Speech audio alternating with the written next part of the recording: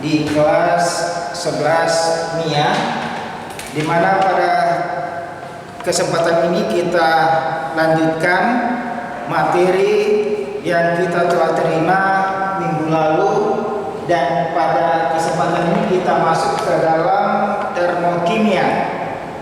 Termokimia itu anak-anak di rumah bisa melihat juga di buku paketnya, di buku LKS-nya, mempelajari apa yang ada di dalam termokimia.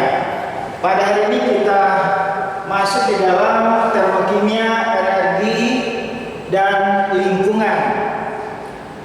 Pertama, sistem dan lingkungan. Energi yang berpindah dengan adanya perbedaan suhu itu disebut kalor.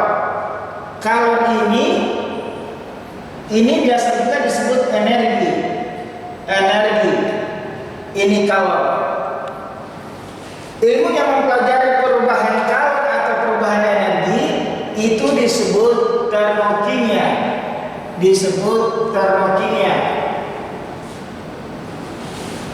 Ilmu yang mempelajari perubahan kalor disebut termokimia. Ya, bisa kita lihat. Sistem merupakan bagian dari alam semesta yang menjadi pusat perhatian, sedangkan lingkungan adalah bagian dari alam semesta yang di luar dari sistem, yang berinteraksi dengan suatu sistem.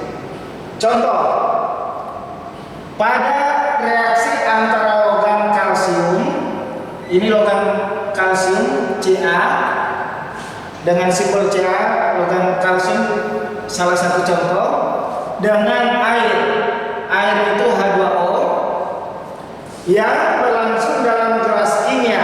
Jadi ada satu wadah, diambil suatu gelas kimia, dimasukkan logam kalsium dengan air, merupakan suatu sistem dari suatu reaksi. Sedangkan gelas kimia, suhu udara dan tekanan udara yang ada di sekitar disebut lingkungan. Ya, itu salah satu contoh. Kita bisa juga mengambil salah satu contoh, misalnya kita di dalam kelas, yang mana lingkungan, yang mana sistem yang ada dalam kelas. Misalnya kita dalam kelas ini, ya, yang ada di dalam sistem itu adalah, ya, yang ada itu ya ada meja, ada bangku, ada kursi, itu bagian dari sistem. Sedangkan lingkungan di luar dari kelas, ya, itu salah satu contoh. Ya, lingkungan itu di luar dari kelas. Jadi misalnya tembok keluar, ya, itu yang disebut lingkungan. Ya, mudah-mudahan anakku bisa mengerti. Sistem dapat dibedakan menjadi 3 macam atau 3 jenis, ya.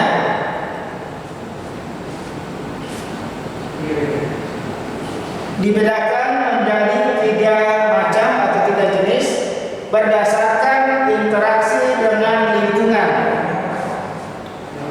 Pertama, sistem terbuka. Kedua atau bagian B, sistem tertutup. Bagian C atau yang ketiga, sistem terisolasi. Ya, mudah-mudahan anak-anak bisa melihat di bukunya apa yang dimaksud dengan sistem terbuka, apa yang dimaksud dengan sistem tertutup, apa yang dimaksud dengan sistem terisolasi. Kita masuk di energi dalam dengan simbol E besar, dan entalpi dengan simbol H besar. Setiap zat dalam lingkungan kimia memiliki energi dalam, bentuk energi potensial dan energi kinetik. energi potensial yang dimiliki oleh suatu zat disebut juga energi kimia. Disebut juga energi kimia. Keseluruhan energi potensial dan energi kinetik dalam sistem kimia disebut juga energi dalam. Energi dalam diberi simbol E besar. Ini energi dalam. Perubahan energi dalam suatu sistem dinyatakan sebagai jumlah kalor dan kerja sesuai dengan persamaan. Jadi ada persamaan yang ada di dalam energi dalam dan entalpi. Ada persamaan yang perlu diketahui, yaitu delta E sama dengan Q tambah W. Ini suatu persamaan ya. Persamaan di mana delta E segitiga ya. Itu delta E. Jadi cara menuliskan itu segitiga dibaca delta E ya. Perubahan energi dalam Q ya adalah jumlah kalor yang dipindahkan antara sistem dan lingkungan. Jumlah kalor ini yang disebut Q. Dan W itu adalah kerja yang dilakukan oleh sistem. Ini W ya. Jadi dalam persamaan ini anak-anak bisa melihat, harus mengetahui harga setiap simbol atau tanda yang ada dalam suatu persamaan ini. Jadi yang tadi yang saya bilang, energi dalam adalah E, delta E adalah perubahan energi dalam, Q adalah jumlah kalor yang dipindahkan, dan W itu adalah kerja yang dilakukan.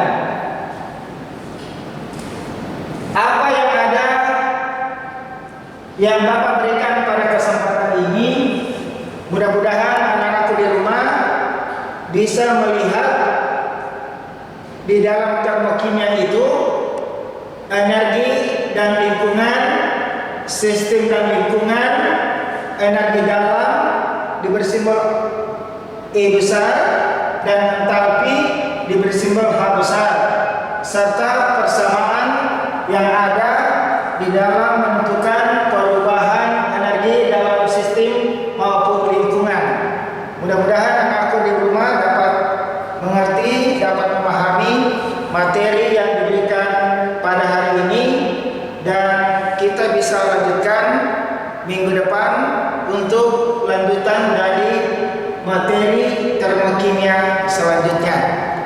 Saya pikir cukup sampai di sini dan terima kasih.